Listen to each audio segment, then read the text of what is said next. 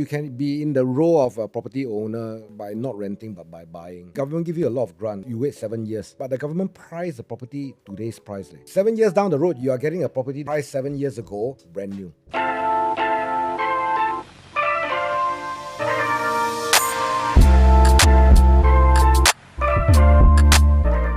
So speaking of goals, right? We are now both of age where this now becomes our goal. We didn't think about it last time, but now it is housing.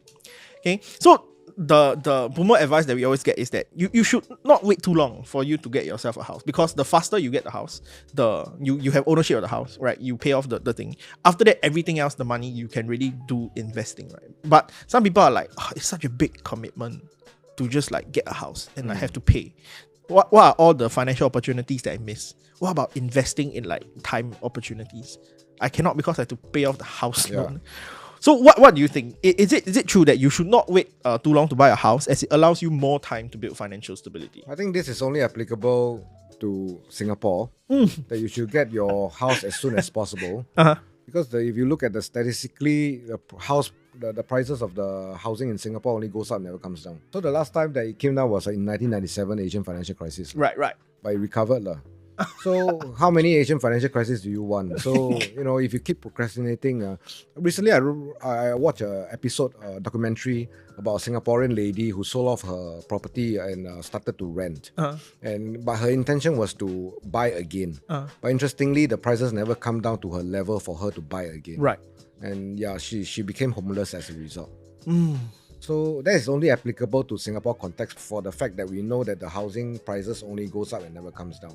Right, so the longer you procrastinate, the higher you have to pay, lor. Right. It's a very straightforward question, right? So Xuan, you are now in the process. So what do you think? I guess I have a mixed opinion on this, because on one hand, I understand how renting might be considered kind of like a waste of money, right? When the government is offering you a BTO kind of system. But then at the same time, the government is also making you wait 6-7 years for a BTO at this point. Then, I mean, for me, I was lucky because I went for non-mature and then I can get my house pretty fast in 2+3 years, which is the usual. But nowadays, it's 6 to 7 years. So I do have, I have heard of people who, they cannot stay apart for so long. So they will, maybe they will sign the papers first and then they will go and rent in the meantime while waiting for the house so that they can stay together earlier. In that case, I have nothing to say. I mean, it's their personal choice. Correct. And I feel that the circumstances also would kind of, in a sense, force them to go out and rent. Right. Especially if they really want to stay away from their parents, then there's no choice, And it's really just the circumstances, I feel like there's no right or wrong answer whether you should rent or not. Yeah. But I think the question is the alternative between whether to buy or to rent, right? Not really, but eventually the couple still decided to buy. It's just that the waiting period is a bit long. Yeah, correct. But if you are talking about renting, you're paying someone else, So if I'm a property owner, right? You pay me a rent. I use that rent to pay off my mortgages. End of the day, the house belongs to me, and you're just helping me to invest, basically. Right. But you can be in the role of a property owner, by not renting but by buying. So government give you a lot of grant. Like for example, what you said, you wait 7 years, but the government price the property today's price.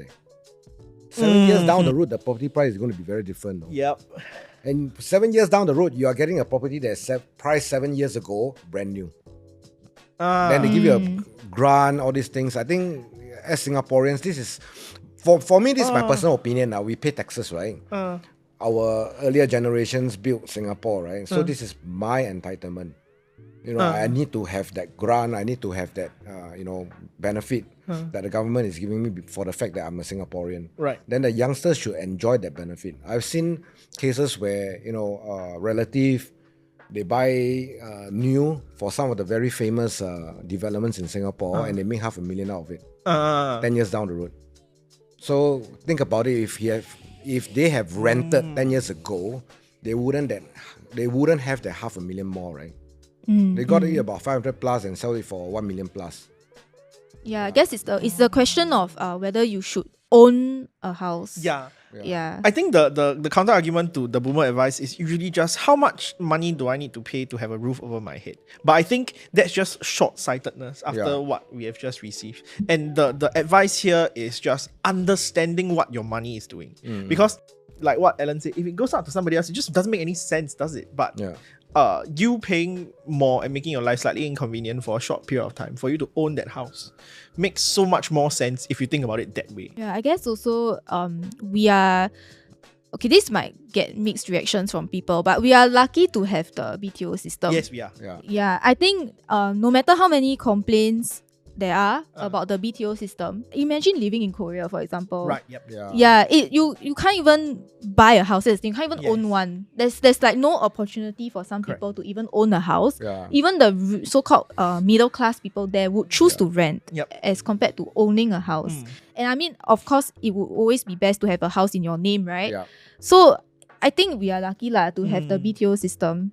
Yeah, it's something that would apply in Singapore, what we are talking about today. But if there are other people from other countries watching this, it's not so applicable to you, unfortunately. Just have to be thankful. I mean, this generation a bit spoiled. They got a lot of irrational fears. Like they see one picture on the social media, why the house built got cracked one.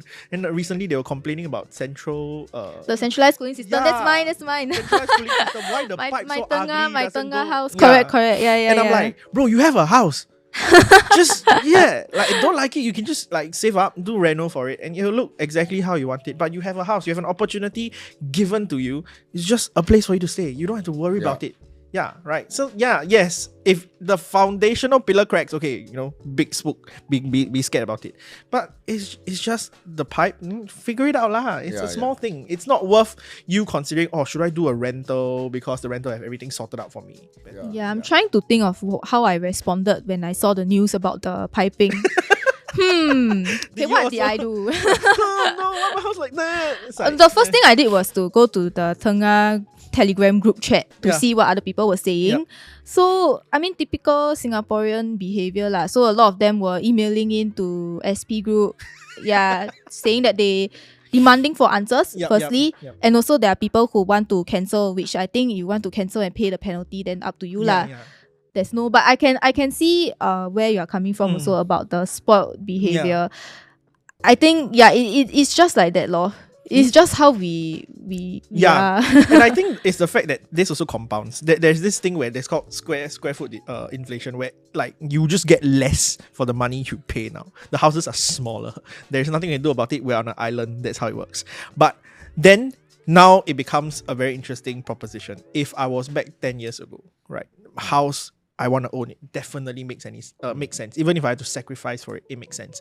But with the square foot shrinking, with the price going up, how much sacrifice should I take to ensure that I have a house? Is a house like a guaranteed thing? No matter like if your life, right, you 整天泡面, right? If you can get your house, you should get it. Or is there like a margin or like a threshold where like it's okay lah, right? Your quality of life shouldn't go that low. So you have to eat 泡面. To me, I'll be thinking that you should eat 泡面first so that you can enjoy later part of your life. Because if you don't sacrifice now, most probably you have to sacrifice later part of your life, like the homeless lady that I talk about. Yeah, but I thought the youngster, some have very weird expectations lah. Like, so I have comments like I don't want to buy HDB, I want to buy condos and stuff like that. So obviously then if you can't buy, then it's about managing your expectation, correct, right? Correct. Then to me, I thought this was a privilege, not a privilege, but an entitlement of every Singaporean to get the grant and stuff. Alright, but you eventually, by choosing a private house, a property, then most probably you're foregoing the grant that the government is giving to you lah. Right. So I thought that was not a very smart idea lah.